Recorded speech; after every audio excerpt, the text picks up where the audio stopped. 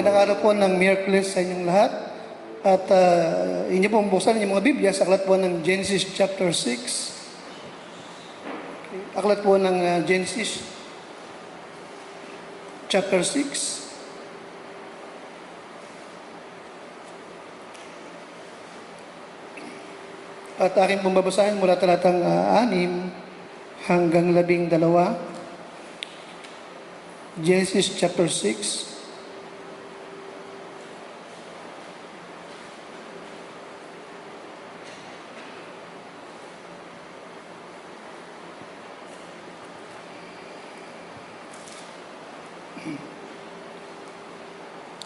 At ating pong muling babalikan, ito pong si Noah at ang kanyang pamilya.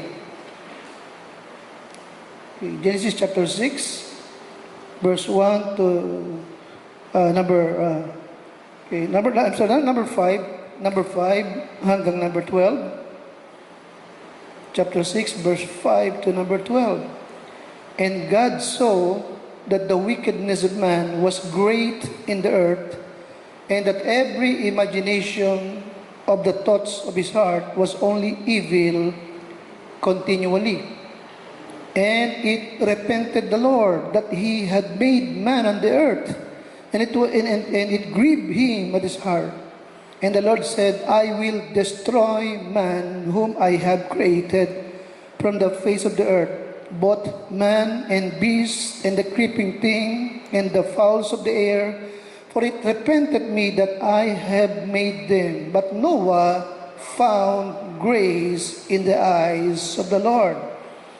These are the generations of Noah. Noah was a just man and perfect in his generation, and Noah walked with God. And Noah begat 3 sons, Shem, Ham, and Japheth, and the earth also was corrupt before God, and the earth was filled with violence. And God looked upon the earth, and behold, it was corrupt, for all flesh had corrupted his way upon the earth. And God said unto Noah, the earth, the end of all flesh is come before me. For the earth is filled with violence through them, and behold, I will destroy them with the earth. Make thee an ark of gopher wood. Rooms shalt thou make in the ark, and shall pitch it within and without with pitch. Panginoon, pagpalay mo po ang iyong salita. Mangusap ka, mahal kong Diyos, sa iyong mga anak. Magbigay ka po ng Diyos ng katatagan, kagalakan, at pagtitiwala at pagtibay po ng pananampalataya. Aliwin mo, Lord, ang mga nalulungkot at bigyan mo po ng pag-asa ang mga nangihina. Hinihiling ko ang lahat ng ito sa iyo. Sa pangalan po ng Panginoong Jesus. Amen. Okay. Now, ang ating mensahe po ay may pinagawatang build an ark for the family. Build an ark for the family. In verse number 14, sabi ng Panginoon kay Noah, Noah, make thee an ark. Now, the people of Noah's days were in trouble. At pareho din natin ngayon, we are in trouble. According to verse number 5, nakita ng Diyos, yung wickedness ng tao ay talagang sobra-sobra na. At maging sa paraan ng kanilang pag-iisip ay pawang evil continually. At ang Diyos ay nalungkot ng labis sa kalalagayan po ng tao, at ang Diyos ay nagpasya. In verse number 7, that I will destroy man whom I have created. Now, yes, Noah's day, the people of Noah's day were in trouble. Kapareho din po natin ngayon. Ang kanila pong trouble ay yung sobrang kasamaan po nila, at dahil dito, ang Diyos ay nagpasyang hatulan niya ang sanlibutan. Now, yes, tayo din, we are in trouble, but God has a message of hope.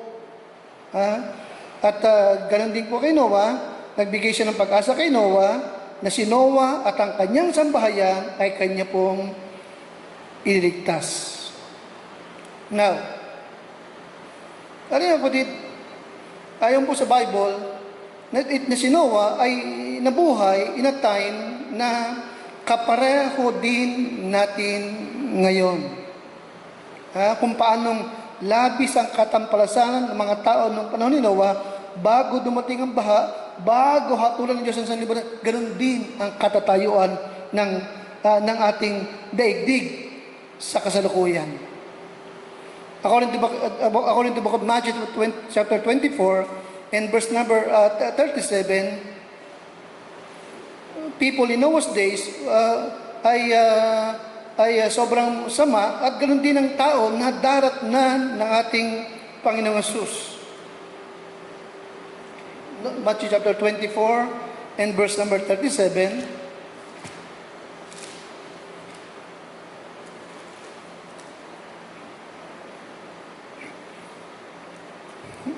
Verse 36 muna, but of that day and hour knoweth no man.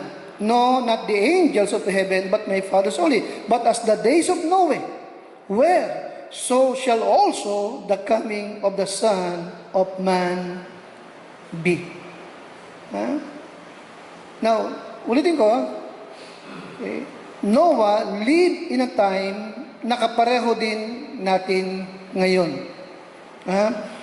People in Noah's days were hardened towards God. Ang kanilang buhay during that time ay talagang pawang pagsalungat sa kalooban ng Diyos. At pareho din natin ngayon. Alright? Ang mga tao ngayon ay matigas ang kalooban pagdating sa mga bagay na spiritual. Halos wala sa isip ng tao ngayon ang Panginoon Diyos. Kaya sabi ng Bible, before the second coming of the Lord, before the end of the world, things will be like they were in the days of Noah. Kaya, kung tatanungin tayo, ano ang kailangan ng tao ngayon? Hindi salapi, hindi pagkain, bagamat mahalaga po ito, but higit sa lahat, na ang tao ay maligtas. Yes, to get saved. Okay? To be sure you are genuine. Yan ang naganap. Sa chapter 6. Bago dumating ang judgment. In verse number 8, Noah found grace in the eyes of the Lord. Nagpapakita po ito na ito ang pangunahing kailangan ng tao ngayon, ang kaligtasan. Matiyak ang kaligtasan. Masigurado ng tao sa kanyang sarili na siya ay genuine, real, naligtas. May buhay na walang hanggan, nakarecord ang pangalan sa aklat ng buhay sa langit. Tiyak ang langit na pupuntahan. At kung ang tao naman ay ligtas na, talagang genuine siya ay ligtas, pangalawang bagay na kailangan ng tayo suwat, to get right with God. Number 1, get saved. Number 2, get right. Be sure you are in the will of God. Na hindi ka mapapahiya pagharap mo sa ating Panginoong Jesucristo. Ginawa mo yung kanyang ipinagagawa sa iyo. Natagpuan ka ng Panginoon na lumalakad ka ayon sa kanyang kalooban. Ginagawa mo yung tama. Naroon ka sa panawagan ng Diyos sa iyo. Kaya nga, yes, you are saved, but be sure you are in the will of God. In verse number 9, sabi ng Biblia, these are the generations of Noah. Noah was what? A just man. Ano pa? Perfect in his generation. At ano pa? Ha? And Noah walked with God. Alright? So get right. Walk with God. Walk with God. Ha? Now, pansinin niyo kapatid, bago tayo mag-umpisa, mapapansinin niyo po na that God was able to pull off His plan with just one man. Hindi muna hinatulan ng Diyos ang mundo. Hindi muna siya nagpadala ng flood. Alright? Ha? Upang bigyan niya ng pagkakataon si Noah na makapaghanda at ang kanya pong pamilya. You see?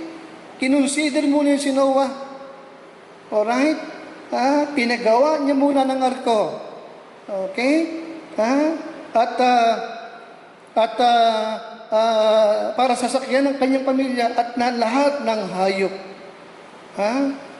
Now, kung yung titingin buti, nakikita niyo po yung tinatawag na napaka-importanting bagay dito na makita ng bawat mananampalataya. No? Alright? Ano yun? That God may want to use your family. Okay? Yes, remember this important truth. No? God may want to use your family. Alright? Inom mo buti, naaring nais ng Diyos na gamitin niya yung pamilya mo in an unusual way. God wants to use your family bilang kasangkapan niya. Bilang kasangkapan niya. Na makapagligtas pa ng maraming tao. Alright? Maging blessing ka pa sa buhay ng maraming tao bago siya dumating. Alright? Si Noah ay napakagandang halimbawa. Kita mo?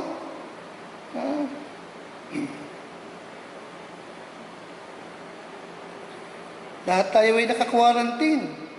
At maraming tao ay hindi na halos makapaghintay. Di ba? Inip na kayo. Ilang linggo na tayo? 3 linggo na. 1 month na, di ba? 1 month na. Pero talagang hindi makapaghintay ang maraming tao. 1 month lang, pero maraming tao hindi makapagtiis doon sa kanyang mga bisyo at mga kakalokohan sa buhay. Hindi ba? Kahit sementeryo, ginagawang sabungan. Kahit roof deck, ginagawang sabungan. Nasa pasugalan, may mga inuman. 1 month lang yun, di mo ba? But of course, sabi ko sa inyo, last week, si Noah at ang kanyang pamilya ay 370 days na na-quarantine. Hindi po 40 days and 40 nights. Yung 40 days and 40 nights ay yung po yung pag-ulan. Umulan ng 40 araw at 40 gabi. Pero yung itinagal nila sa arko, yung kanilang quarantine sa loob ng arko ay 370 days. Now, saan natin nakuha yon? Chapter 7, verse number 11. Chapter 7, verse number 11, ilang taon si Noah nung siya'y sumakay sa arko? Ilang taon siya nung bumaha? In the 600th year of Noah's life, in the 2nd month, the 17th day of the month, the same day where all the fountains of the great deep broken up, and the windows of the heaven was opened, and the rain was upon the earth 40 days and 40 nights. Ilang taon si Noah nung bumaha? 600. Nakita niyo? Ilang taon siya nung bumaha? 600 taon. Hindi po ba? Now, in chapter 8 and verse 13 to 17, ilang taon naman, tingnan nyo, ilang taon siya nung sila'y lumabas ng arko, ilang taon na siya? Chapter 8, verse 13 hanggang 14, and it came to pass in the 600 and what? Oh, kita mo? First year, in the first month, the first day of the month, the waters were what? Dried up from off the earth. And Noah removed the covering of the ark and looked, and behold, the face of the ground was what? Dried. Now, ilang taon na si Noah rito? 601. Okay? Kaya ilang taon siya? Kaya nga, mahigit isang taon sila na na-quarantine. Alright? Pero hindi sila nainip. Hindi po ba? Hindi sila nawala ng pag-asa. You know why? Sapagat kasama nila ang Diyos sa loob ng arko. Nasa kalooban sila ng Panginoon. Okay? Naligtas si Noah at ang kanyang sambahayan. Kaya nga, Noah and his family is an excellent example ng isang buong pamilya na naging kasangkapan ng Panginoon Diyos. Alright? Sa panawag ng Diyos kay Noah, Noah respond with obedience. He built an ark for his family. Now, number one, ibig ko makita nyo na ito po'y nangyaring lahat, number one, because Noah's faith in God saved him. Yes, Noah's faith in God saved him. Si Noah ay nanampalataya sa ating Diyos. Alright? Kaya ganoon din, no, the same way, yung faith, hindi lamang ito para sa iyo.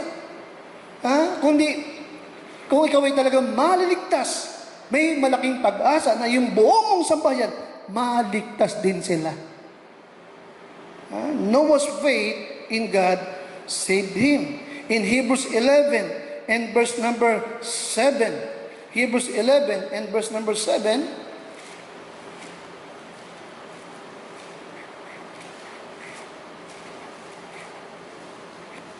and the Bible says, by faith, Noah, being warned of God of things not seen as yet, moved with fear, prepared an ark to the saving of his house, by the which he condemned the world and became heir of the righteousness which is by faith. Yes, Noah's faith in God saved him. Okay, kaya nga mga magulang, you can protect your family sa maraming bagay. Alright? Maaaring mabigyan mo sila ng magandang pagkain, damit, bahay, but let me remind you, the greatest way you can protect your family is by faith in the Lord Jesus Christ. Because Noah's faith in God saved him. In Acts 16, verse number 30 to 31, sabi ng Philippian jailer sa mga lingkod ng Panginoon, Sir, what must I do to be saved? Sumagot ang tao ng Diyos, believe on the Lord Jesus Christ. Manampalataya ka sa Panginoong Jesus, maliligtas ka, ikaw at ang iyong sambahayan. Noah's faith in God saved him. Alright? Now, let me naman yung mga kaibigan, si Noah, nung siya'y pinaghanda ng Diyos ng arko, at nagsimula siyang gumawa, but huwag niyong kakalimutan, wala siyang nakitang anumang palatandaan ng baha o ulan na darating.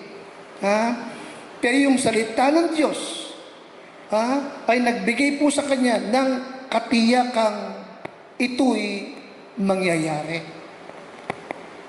You know why?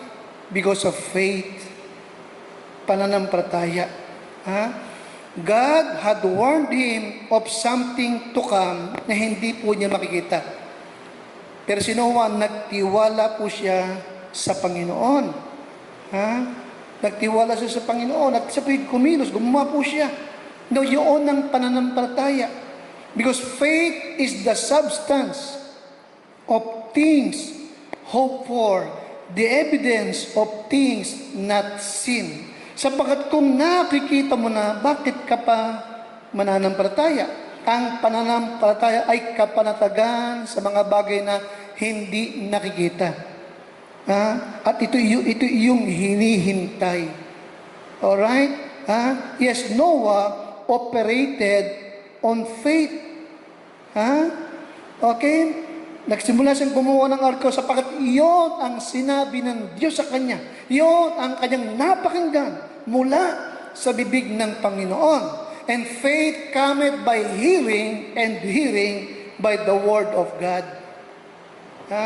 Sa ating pong mga kaibigan at sa ating mga kapwa mananampalataya, okay, don't forget, the Bible is not a spiritual dessert.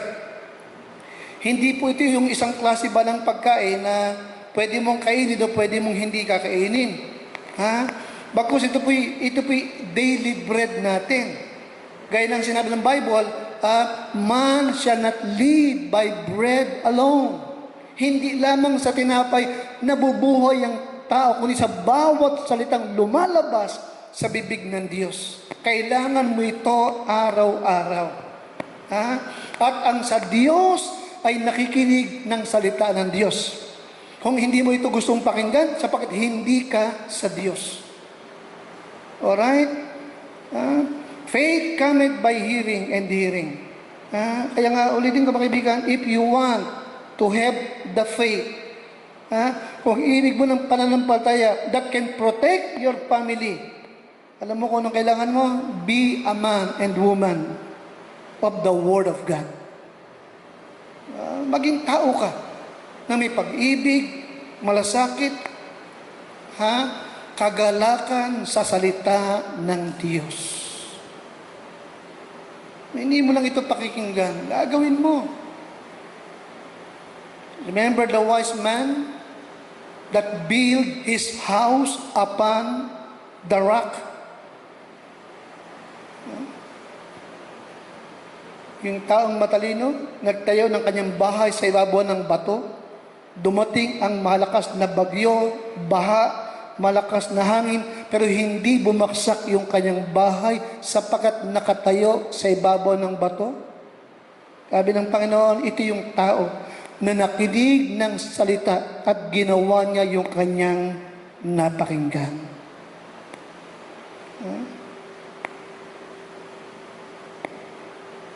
Noah's faith saved him at maging yung kanyang sambahayan.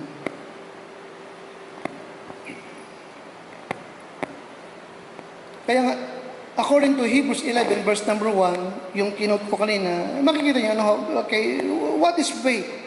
What is faith? Now, according to Hebrews 11, verse number 1, faith is believing when I don't see it. Faith is believing when I don't see it. Hebrews 11, verse number 1, faith is the substance of things hoped for, the evidence of things not seen. Ito po'y katibayan ng mga bagay na yung hinihintay, yung hindi mo nakikita. Alright? Remember, si Noah, wala siyang nakitang anumang ulan, baha, pero para kay Noah, ito po'y tiyak na tiyak. Ang dahilan, sapagkat ito yung sinabi ng Diyos sa kanya. Kaya nga, ang pananampalataya ay, ito po yung pananampalataya, bagamat hindi mo pa nakita. Yes. Hindi ko kinakailangan makarating na makapunta na ng langit ngayon para malaman kung mayroong ang langit na tahanan ng Diyos. Hindi ko kinakailangan may makausap akong tao na nanggaling sa impyerno para malaman kung mayroong impyerno. Hindi ko kailangan. Sapat na sinabi ng Diyos, meron. Paniniwalaan ko yan. Sabi ni Kristo, in my Father's house are many mansions. Sabi ng Panginoon Kristo in Luke 16:23, but in hell, he lifted his eyes being on torment. Namatay ang mayaman, inilibing, datapat doon sa impyerno, nagmulat siya ng kanyang mata.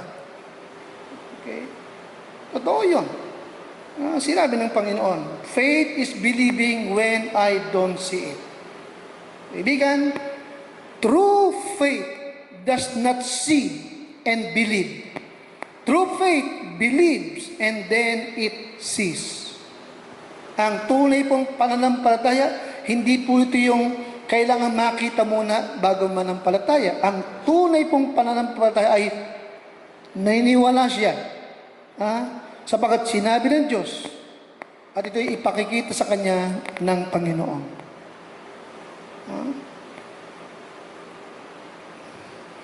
Secondly, according to Hebrews 11:1, faith is obeying when I don't understand it.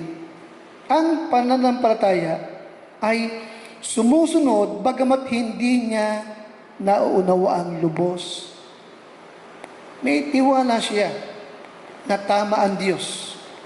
Hindi pwedeng magkamali ang Panginoon. Kaya nga, real faith is not passive. Ang tunay pong faith, wala itong tutol sa ginagawa at sinasabi ng Panginoon. Can you imagine? Wala pang nakitang baha, wala pang nakitang ulan si Noah, pero pinapagawa siya ng arko sa kapatagan. Now let me remind you, ang arko ay ipinagawa kay Noah, hindi para mag-travel, kundi para lamang lumutang. At Diyos ang siyang maghahatid sa kanila kung saan sila pupunta. Alright, pero hindi kinwestiyon ni Noah ang Diyos. Yun ang faith. Obeying when I don't understand it. Marami mga bagay sa buhay natin na hindi natin kayang ipaliwanag bakit nangyayari. Bakit nagkakaganito. But we know, according to the Word of God, ano ba na maganap, ang Diyos ay matuwid. Ang Diyos ay matuwid at hindi siya kailanman nagkamali at hindi magkakamali.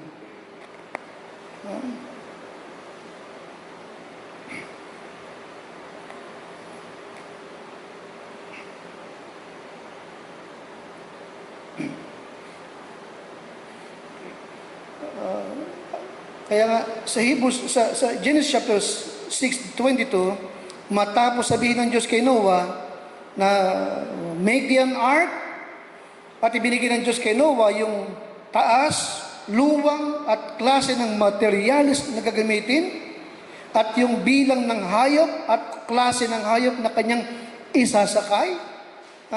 Sa chapter 6 verse 22, thus did Noah. Kita niyo po ba yan?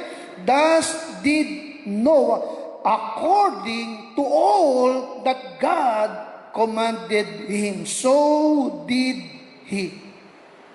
You see? So faith is obeying when I don't understand it. Faith is doing. Faith is doing something now. Doing something now.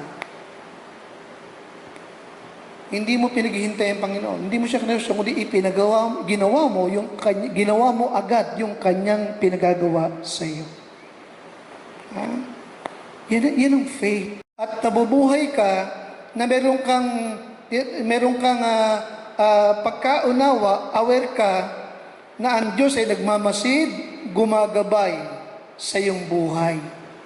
In Proverbs 14:26-27, Proverbs 14:26-27, in the fear of the Lord is strong confidence, and his children shall what? Shall have a place of what? Refuge. Nakita nyo? Kaya nga, yung pagkatakot sa Diyos ay hindi lamang mabuti para sa iyo, ito'y mabuti para sa iyong sambahayan. Kaya nga yung faith ni Noah ang nagligtas sa kanya at sa kanyang buong pamilya. And then by faith si Noah ay nagkaroon siya ng fear of God. Alright? Nagkaroon siya ng banal na takot sa Panginoon. Kinilala niya na ang Diyos ay sumasa kanya at ang Diyos ay nagmamasid at gumagabay sa kanya.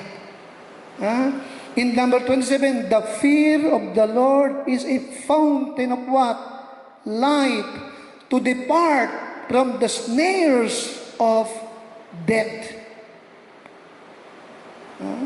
And Noah's fear of God moved him.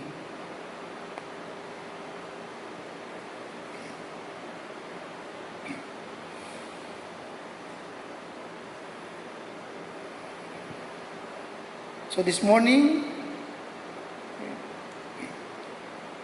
check mo sarili mo. Meron ka nga bang genuine faith in God? Number 2, meron ka nga bang banal na takot sa Diyos? Yung bang pagkatakot mo sa Diyos na yan, yung sinasabi, ito ba yung nagpapakilo sa iyo upang ikaw ay makinig ng kanyang salita? Basahin ang kanyang salita at pagpahalagahan ang gawain ng Lord. Yung bang pagkatakot mo sa Diyos ay naglalayo sa iyo sa masama? Upang huwag kang gumawa ng masama laban sa Panginoon? Yes, mga kaibigan, Noah's fear of God moved him upang gawin ang ipinapagawa ng Diyos sa kanya. And secondly, according to Hebrews 11 verse number 7, Noah's family followed him. Ito yung pinakamaganda sa lahat. Alright? Don't forget, kaibigan, there is nothing more important. There is nothing more important than the saving of your family. There is nothing more important than the saving of your family. Noah's family followed him. Hebrews 11 and verse number 7, yung ating pong binasa kanina. By faith Noah, being warned of God of things not seen, as yet moved with fear, prepared an ark to the saving of his house. Naligtas siya at ang kanyang buong sambahayan. Alright, yung faith ni Noah at yung takot ni Noah sa Diyos, okay, ang nagligtas sa kanyang buong sambahayan, yung kanyang buong pamilya, sumunod lamang sa kanya. Sinundan yung kanyang hakbang, sinundan yung kanyang pananampalataya. Kaya sabi ko sa inyo, there is nothing more important than the saving of your family. Kaya nga mga magulang, huwag kang bumago sa Panginoon. Let them see na let them know na meron kang faith in God. Na si Kristo ang iyong Savior, siya ang iyong pinaglilingkuran, siya ang iyong iniibig, at siya ang iyong pinagtitiwalaan. Alright? Let them see, let them know na meron kang takot sa Diyos. At wala nang pinakamahalaga sa iyo, kundi ang kaligtasan ng iyong buong pamilya.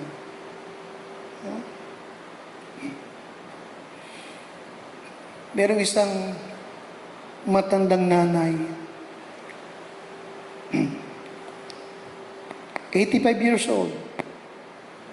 Mahina na siya, at alam niya na hindi na siya magtatagal, at alam din ng kanyang family. Itong nanay na ito,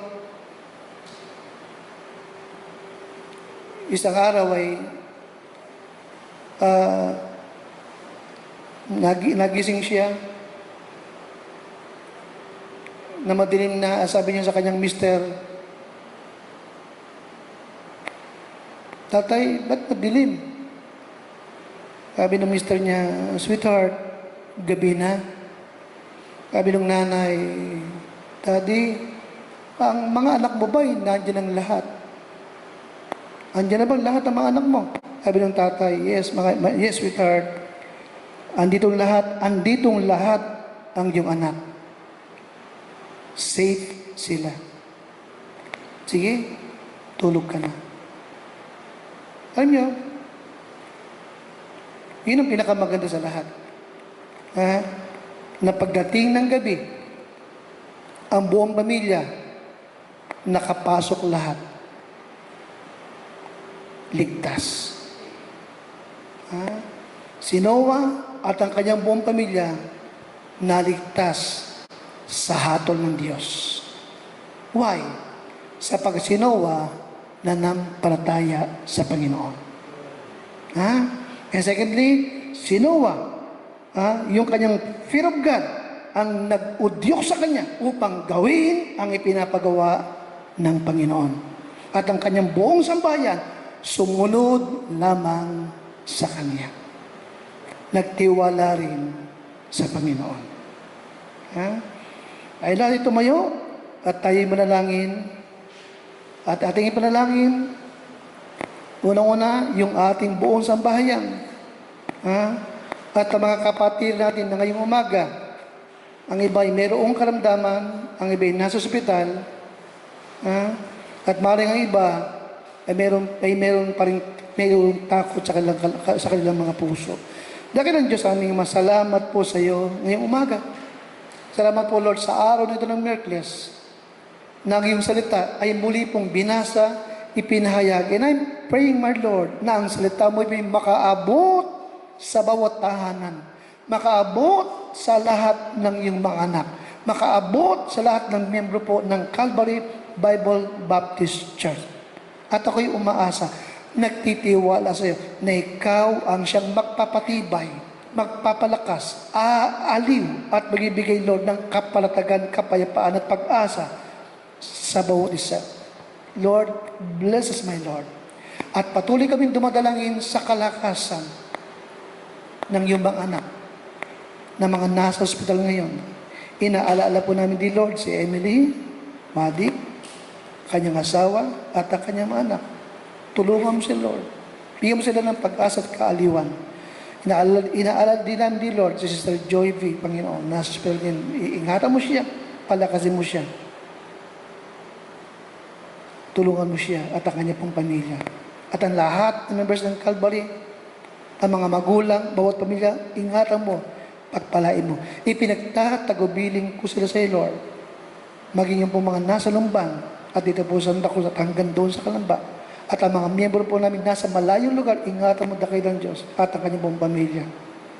Umaasa kami dakilang Diyos sa iyo. Sa iyo kami naghihintay. Sa iyo kami umaasa. Sa iyo kami nagtitiwala. Sa pangalan po ng Panginoong Hesus. Amen. Okay.